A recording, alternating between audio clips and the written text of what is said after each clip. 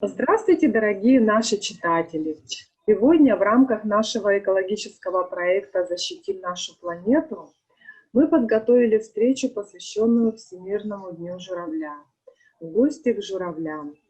Первый месяц осени богат на экологические праздники. Так, во второе воскресенье сентября отмечается Всемирный день журавля. В этом году этот день выпадает на 15 сентября. Первые предки этих красивых птиц появились еще во времена динозавров, около 40–60 миллионов лет назад. Исторической родиной журавля считается Северная Америка, откуда они мигрировали сначала в Азию, а оттуда в Африку и Австралию. В настоящий момент популяция журавлей широко распространена во всем мире. Исключение составляет лишь Антарктида и Южная Америка.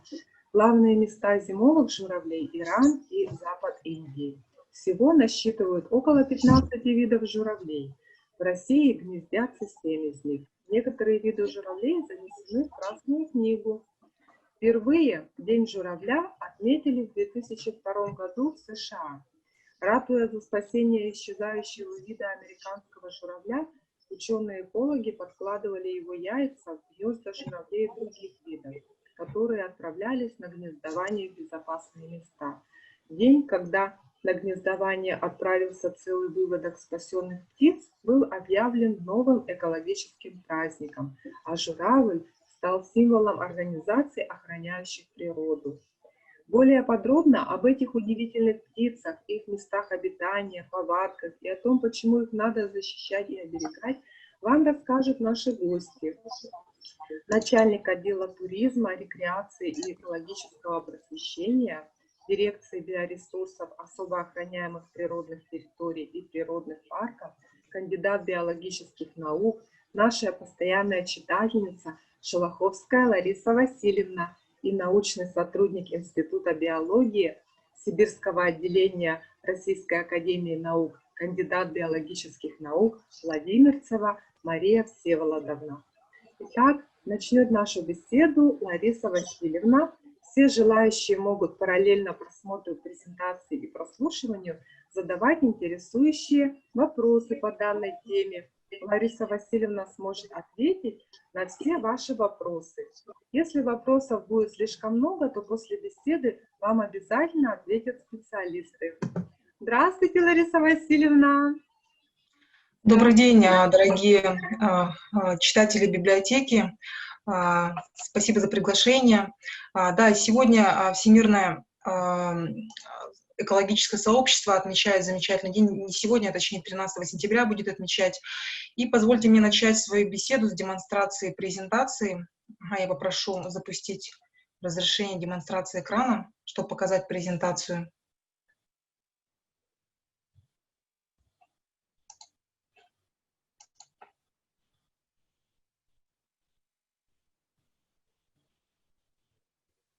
Все?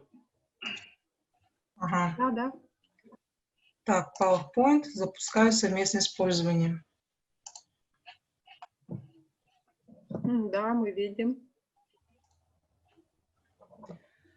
Так, да, как я уже говорила, 13 сентября Всемирный день журавля.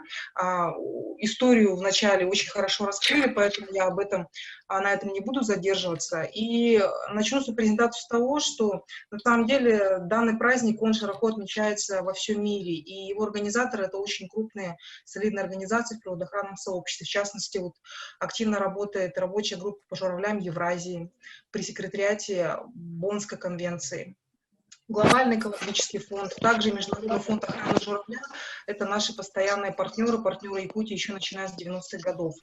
Также Союз охраны птиц России и Московский зоопарк тоже активно проводят различные мероприятия. Вот. Ну, сегодня, в этом году, в 2020 году, на самом деле, отмечается как год журавля. Международный фонд охраны журавлей и рабочая группа по журавлям Евразии по инициативе ВФ России объявила данный год годом журавля. Почему так получилось? Дело в том, что во всем мире, в частности, отмечается ухудшение положения популяции журавлей именно в Восточной Азии. Это связано, конечно же, с различными факторами, в частности, это потеря места обитания, потому что люди в Восточной Азии все чаще стали использовать вот эти вот водно-болотные угодья для своих каких-то сельскохозяйственных нужд. Вот, поэтому, соответственно, к сожалению, численность некоторых видов журавлей значительно сократилась. Ну и, соответственно, Союз охраны птиц России подхватил это веяние, да, вот, информационное и агитационное, и выбрал журавля птицы 2020 года в России. Ну, про историю вы уже активно рассказали хорошо. Да, надо отметить, что впервые данный праздник начал отмечаться в Америке, где проводились мероприятия по сохранению журавля, их американского вида. К счастью, вот эти вот мероприятия были настолько успешными, что решили вот данный метод применять, даже распространять на некоторые другие виды. Вот. И журавль стал символом организации, сохраняющих природу. Всего в мире насчитывают более 15 видов журавля. В России из них обитает, встречается, гнездится 7 видов. К сожалению, 5 видов из них, они занесены в Красную книгу России. Я потом по каждому из видов пройдусь. Вот в Якутии гнездится, встречается 5 видов журавлей из 15. И, к сожалению, опять-таки 3 вида, они занесены в Красную книгу Якутии, Красную книгу России. Вообще журавли распространены широко по всему миру, отсутствуют только в Антарктиде и Южной Америке. И, как я уже говорила, в основном они обитают вблизи водоемов или заболоченных территорий, с чем связана их основная уязвимость. Вот, ну, решила показать вам красивые картинки журавлей, вот эти вот 15 видов. На мой взгляд, самая такая вот красивая птичка из них — это венценосный журавль. Здесь на слайде можно прочитать информацию о нем. В основном вот обитает в Восточной Африке, неперелетный вид, оседлый. Еще следующий вид — это восточный венценосный журавль, тоже обитает в Западной и Южной Африке. Следующий журавль — это африканская красавка, тоже его ареал приурочен к африканскому континенту, тоже численность его не очень высока, но тем не менее, вот смотрите, какая интересная, красивая птица. Еще один вид журавля — это черещатый журавль, тоже его ареал приурочена к Западной и Южной Африке. Численность не очень высокая, всего 8 тысяч. Но опять-таки, видите, как у всех журавлей, основная его угроза обитанию — это осушение сельскохозяйственное и использование земель у тех водно-болотных угодий, которые они используют для гнездования и для питания.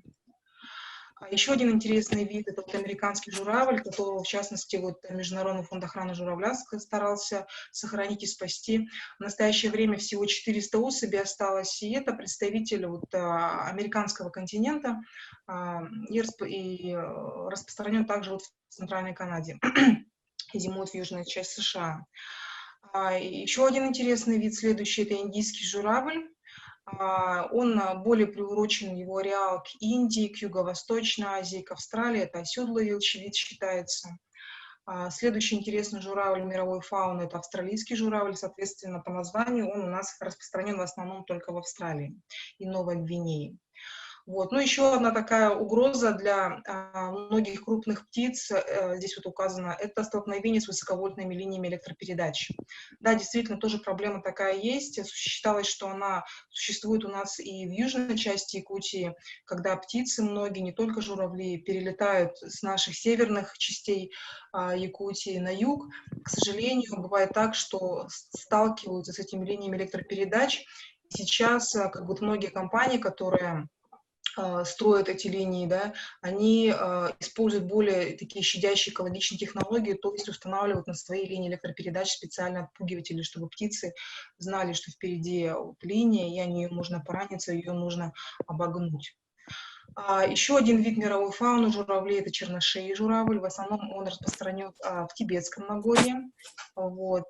Тоже его угроза, почему его так мало, это осушение болот и озер. Вот представитель уже мировой и российской фауны, в Якутии его нет, но встречается в России. Это журавль-красавка. Вот, распространен в основном в степях Евразии, от Черного моря до северо-восточного Китая. Численность его около 200 тысяч особей. Он занесен в Красную книгу России. Очень красивая такая интересная птица. Вот, и основные угрозы — это опять-таки трансформация места обитания. Следующие представители мировой фауны и российской — это японский журавль или уссурийский журавль, очень красивая птица. В основном у нас распространена в Восточной России, это бассейн Амура, и в Японии. Птицы улетают у нас на зимовку в Китай, в Корею, в Японию. Численность опять-таки невысока, не превышает 2000 особей, и вид занесен в Красную книгу России. Основная угроза существованию — это опять-таки деградация и сельхозосвоение земель. Ну, канадский журавль — это уже представитель нашей якутской фауны, российской мировой фауны. В основном у нас распространен в северо-восточной части Якутии. Вот, до 2019 года он был занесен в Красную книгу Якутии, сейчас численность его высока, вот, поэтому он был из нее успешно выписан, если так можно сказать, да, потому что его обитанию уже, его жизни уже ничто не угрожает, численности точнее. Вот, перелетный вид прилетает к нам с североамериканского континента, вот, и гнездится у нас в бассейнах таких северных рек, северо-восточных, как Колыма, Индигирка и вот эти вот мелкие реки, типа как Алазей и прочее. Численность уже высока, оценивают специалистами в более чем 5000 особей. Вот. Ну и в последние годы говорят, что его очень много стало, соответственно, как бы такая экспансия популяции, она является свидетельством того, что угрозу виду могут представлять лишь наземные хищники, то есть человеческий фактор, такой как, к примеру, там, освоение земель и прочее, исключен. Серый журавль, его многие видели, это тоже представитель якутской фауны. Вот, он был занесен в Красную книгу, и сейчас он в нее занесен. Видите, примерно обитает он у нас в центральной, западной и южной части Якутии, более приуроченно, встречается иногда в более таких северных частях рек наших, северо-восточных. Вот, и населяет в основном труднодоступные, отдаленные от людей, таежные мари и болота различные. Ну, в основном у нас в Якутии угрозу вот таким журавлям представляют лесные пожары, поскольку когда начинается пожар, то многие территории выгорают, могут пострадать их птенцы, к примеру, которые не могут улететь, да, либо сами кладки яиц. То есть лесные пожары — это одна из основных угроз вот, обитанию журавлей у нас в более-менее центральной части Якутии. Черный журавль — это редкий вид, у нас в Якутии не так часто встречается. Вот. Опять-таки его основная угроза — это осушение болот. Посмотрите на карту, где он у нас учеными отмечается, обновленные данные. Вот. Он малоизученный вид на самом деле. Вот. Надеемся, что в будущем будут более такие у нас распространенные данные научные о этой уникальной птице. Очень интересная птица, красивая, черный журавль. Ну и для его спасения, кстати, на юге Якутии были организованы многие особо охраняемые природные территории. Даурский журавль — это у нас залетная птица, он не является как бы постоянным видом из орнитофауны Якутии. Тем не менее, вот с 2014 года систематически отличаются его залеты к нам. Вот, он занесен в Красную книгу России, в Красную книгу Якутии. Вот, и также вот занесен в различные списки уязвимых видов. Вот, и самый такой, пожалуй, наверное, известный вид в Якутии — это белый журавль или стерх. Он распространен у нас тоже на северо-востоке Якутии. Это в основном вот его места гнезда, где вот он гнездится, да. Тем не менее, на всем пролетном пути, посмотрите, да, это у нас отражена на карте восточная популяция, да, и вот та популяция, которая у нас есть в Средней Сибири. Вот. И вот в Якутии до Китая, этот вид зимует в Китае, были образованы там, научным сообществом, да, государственными организациями во многих регионах и странах ОПТ, где этот вид мог останавливаться, где бы ему человек ничем не мешал. Потому что долгое время численность этого вида была на очень низком уровне.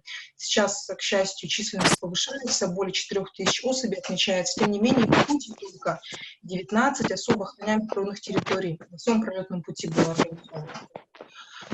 Вот. И важным моментом является, что в прошлом году, в конце прошлого года, в декабре, в Алайховском районе в северо-восточной Якутии в местах гнездования был образован у нас национальный парк федерального уровня Кыталык, который берет у нас под охрану самые важные гнездовые места обитания стерха.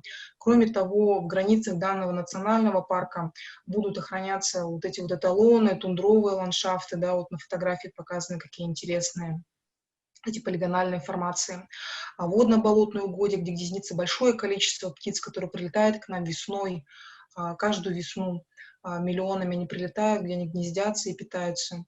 Вот. Также будет охраняться яно-индигирская популяция дикого северного оленя. К сожалению, в 80-х годах на пике своей численности насчитывалось более 100 тысяч особей, и в середине где-то, наверное, прошлого вот этого десятилетия, когда были авиаучеты, к сожалению, численность вида популяция, точнее, яно-индигирского дикого северного оленя была всего лишь 2000, то есть более 100 тысяч стало 2000. И в последнее время уже данную популяцию практически не отмечают. Вот для того, чтобы она восстановилась, чтобы там не было охоты, какой-то элемента беспокойства, был организован этот национальный парк. Также в границах парка будут мероприятия по поддержанию традиционного образа жизни коренных малочисленных народов Севера и мероприятия по развитию экологического туризма, в частности, научного. Вот. Ну и вот в конце своей презентации хотела бы озвучить 5 интересных фактов о белых журавлях. Ну, здесь можете прочитать, да, на самом деле, что бы я хотела сказать, что стерх, он вообще, когда мигрирует, он останавливается во многих странах, да, в частях Юго-Восточной Азии. И в каждой стране есть свое название, да, в Китае, например, стерха называют байхо, там в других странах, да, где пролетает у нас другая сибирская популяция журавля, тоже имеет свои названия. Стерха называют дур на Иране или, допустим, дур на Туркменистане. Вот такой вот тоже интересный факт. Ну вот самый такой интересный момент, что в неволе в зоопарке известен стерх, который прожил 83 года практически как человек, да. Вот. Ну и тоже интересный такой момент, что вот наши ученые, в частности Мария Всеволодовна, которая часто ездит в экспедиции, а вот в южной части, ну, в более южной части, не в арктической, да, а в Тампонском районе, в поселке Охотский перевоз в один день можно наблюдать, как над селом пролетает более 2000 особей стерхов. Вот так называемый феномен бутылочного горлышка, когда все стерхи собираются на пролетном пути в одном месте, и люди могут это наблюдать, фотографировать. В принципе, это такое большое событие для местного населения. Благодарю вас за внимание. Если есть какие-то вопросы, можете писать в чате. Я потом, если останется время, отвечу. Спасибо. Спасибо большое, Лариса Васильевна. Как всегда, у вас очень интересное образование. И теперь мы, наверное, слово предоставим нашей гости Марии Всеволодовне. Где она у нас? Да, здравствуйте. Здравствуйте. Здравствуйте, Мария Всеволодовна. Вы нас видите, слышите? Здравствуйте. Вас тоже слышно. У вас презентация тоже будет, да? Вы хотели бы послушать? Так, сейчас нужно ее... Так, да, на экран. Ага. Это не... Угу. Так, моя вот.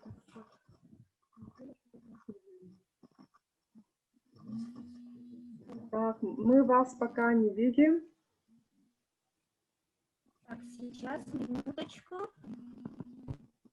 Немножко звук прерывается. Угу.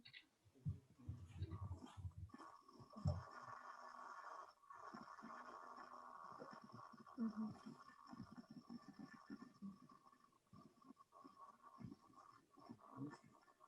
Так, если есть какие-то вопросы у наших читателей, то могут смело задавать их в чате, и наши гости с удовольствием ответят. Видно мой экран? Да, пока или нет. еще нет? Пока не видно, да? Так, хотя у меня написано, что запущена демонстрация экрана. Ага. Так, а почему она, интересно, не видна? Вот видим теперь. Да, видим ваш экран. Видите, да? Да, видим. Вы видите мой экран, да? Ага. Все хорошо, все видно. Так, видно уже все. Так, вот он у нас потемнел. Да, вот Всё. стоит. Да, видим. Так, все, теперь F5 просто, и всё.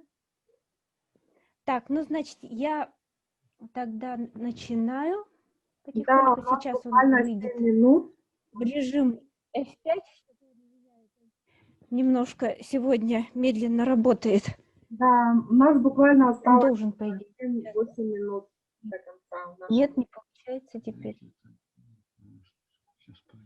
Почему не получается? Сейчас технически Тут немножко технические, да, Ну, заминки тут у меня. основную Ага, расскажете, потому да. что у нас Ну, тоже сейчас должно все получиться. Да, у нас буквально 6-7 минут осталось до окончания эфира. Ага, хорошо, хорошо. Сейчас постараемся быстренько все показать. Так, может быть, так показывать? В этом режиме? Сейчас, у тебя где-то послали, у тебя где-то. Мгм. Так, пока слайдов, да?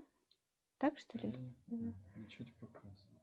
Ну, то есть он будет сам Да, мы видим этот, пока слайдов. я могу им руководить тоже, да? Ничего не видно. Ага. Нормально видно? Да, но я могу им управлять, да? Да. Мгм. Ну, нажми. Мгм. Ну, значит, вы уже сказали о том, что День журавля у нас, идея отмечать экологопросветительский праздник День журавля принадлежит рабочей группе по журавлям Евразии, и проводим мы праздник осенью, когда прощаемся с нашими журавлями, которые гнездятся у нас и мигрируют на юг. Ну, тоже вы уже рассказали, значит, о том, что в 2002 году впервые прошел широко праздник. Вот здесь вот показана карта точек в Евразии, где это проходило в Евразии и в некоторых других странах. Нужно сказать, что Якутия – это территория очень большого видового разнообразия журавлей, значит, северо-азиатско-тихоокеанского региона. Здесь показана карта, где располагаются зоны обитания 15 видов журавлей. 7 журавлей в России, как тоже уже говорили вы с Ларисой Васильевной. Но вот к нам на территорию Якутии не залетал пока только из 7 этих видов японский журавль.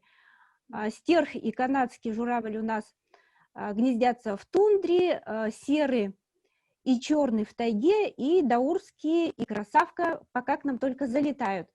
И зимуют почти все они в странах Юго-Восточной Азии, кроме канадского журавля, который летит на зимовку в южные штаты США и только иногда залетает в Японию и Китай, видимо, вместе со стерхом.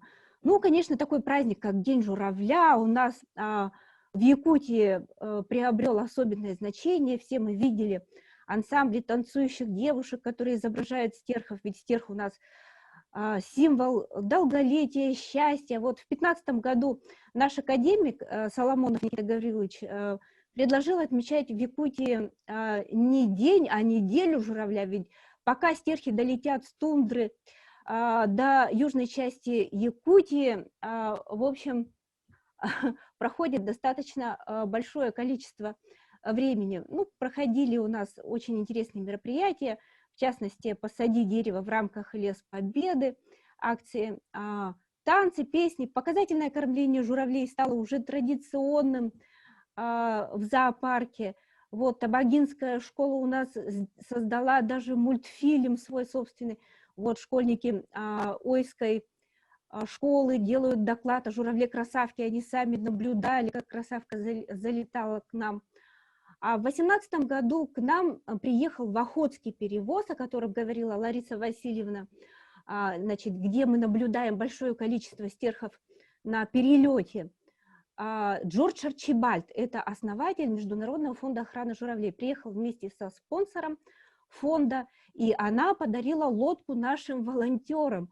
Вот, и цветы привезла даже, значит, вот Роза Хайруловна Зелепухина, это женщина, которая пришла в институт и сказала, что в Охотском перевозе она наблюдает огромное количество стерхов.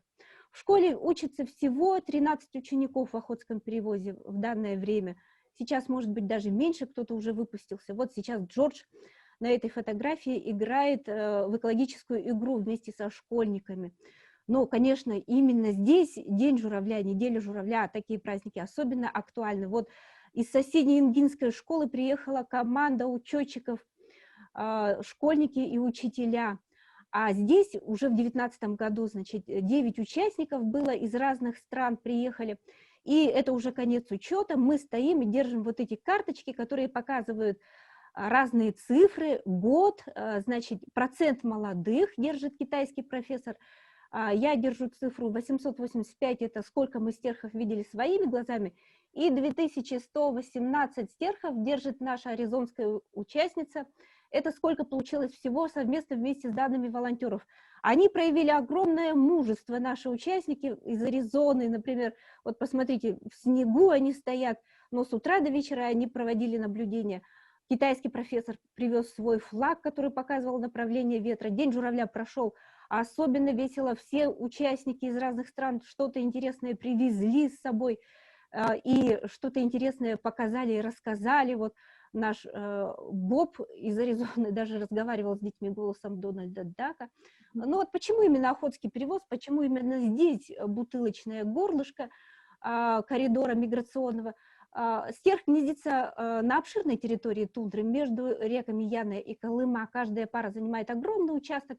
И вот здесь вот после того, как стерхи преодолевают Верхоянский хребет, и они выходят на долину реки Алдан, здесь как раз находится село Охотский перевоз. И здесь мы в 2017 году мы насчитали более 4000 стерхов. Мы думаем, что даже около 5 возможно. Ну, они в дальнейшем останавливаются в долине реки Алдан. Вот здесь вот показана транзитная остановка в республиканском ресурсном резервате Чабда, созданном на юго-востоке Якутии. Здесь стерхи встречаются с черным журавлем на пролете, где черный журавль гнездится, а стерхи пролетают. В Преамурье останавливаются отдохнуть стерхи. На северо-востоке Китая уже более длительные остановки, вот по 1,5 месяца. Затем они прилетают на озеро Паян, и здесь они проводят зиму. Ну вот как проходит фестиваль, например, в Монголии журавлины. Монголия это вообще считается страна птиц, здесь нельзя убивать птиц, считается, потому что птица стоит на 2 ногах, как человек. И здесь наши стерхи и черные журавли, некоторые молодые, они останавливаются на литовку, они не летят в тундру, ну не все, некоторые молодые предпочитают остаться в Монголии и подождать до того времени, когда наши стерхи не начнут, значит, возвращаться с гнездовья в Китай, там они к ним снова присоединяются и летят.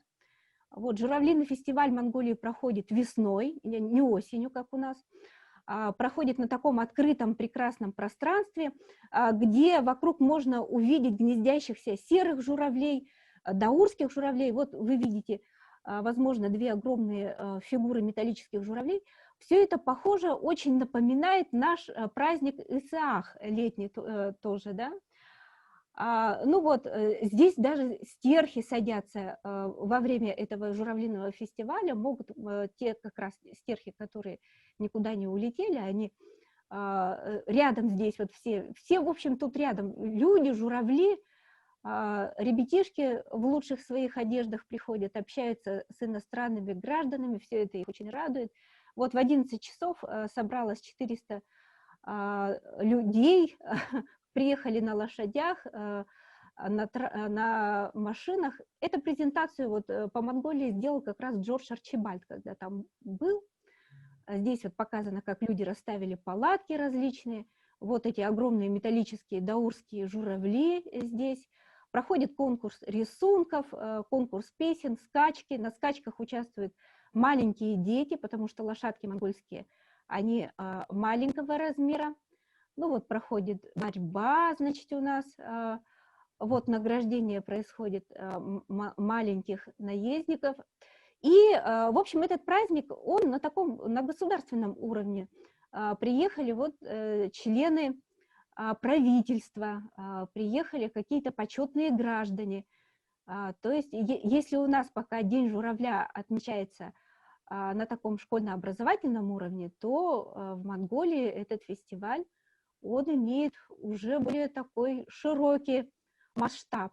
Ну вот, происходит соревнование лучников, пение, значит, песни и танцы. Вот девочка в костюме даурского журавля исполняет танец журавля.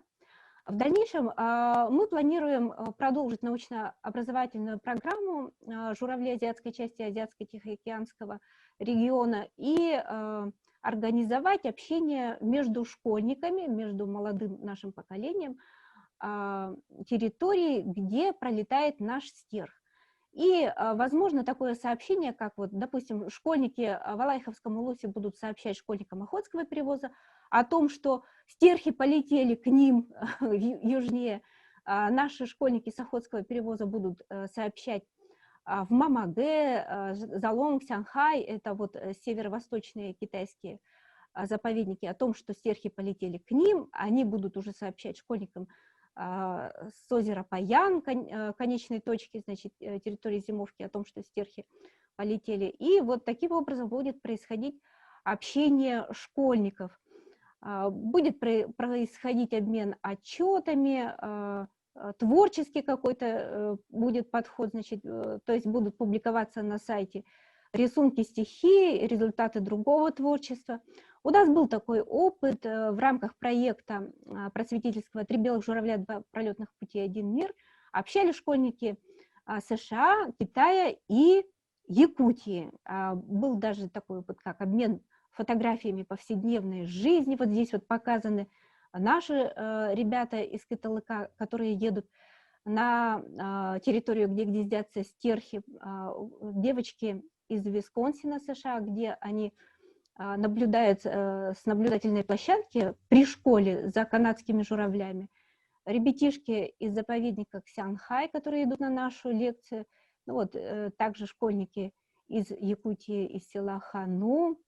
Был также обмен рисунками различными, что тоже очень понравилось ребятам. Ну, планируется также обмен, конечно, визитами в будущем и онлайн-встречи, что сейчас, наверное, более актуально. Ну, в общем, вот в таком духе. Вот, спасибо большое за внимание. Спасибо большое, Мария Всеволодовна. Надеюсь, эти обмены будут не только у вас, но у нас тоже состоится, наконец, встреча. Конечно, конечно. В реальном времени. Да. Закончится, и вы Да. библиотеку, потому что очень было удивительно, интересно послушать этот рассказ. Но время поджимает, на этом Спасибо. завершается. Спасибо большое. Спасибо. Столь интересную познавательную беседу. Мы узнали очень много новых интересных фактов об этих удивительных птицах, о том, как ведется работа. И надеемся, что наши встречи будут регулярными, будут продолжаться, и мы будем радовать наших читателей новыми выпусками экологических уроков. А если вам интересна тема пернатых, то наша библиотека может предоставить для чтения как энциклопедии, так и художественную литературу в большом количестве у нас имеется. Вот, а сейчас до новых встреч. Пока-пока. До свидания. До свидания. До свидания. Всего хорошего.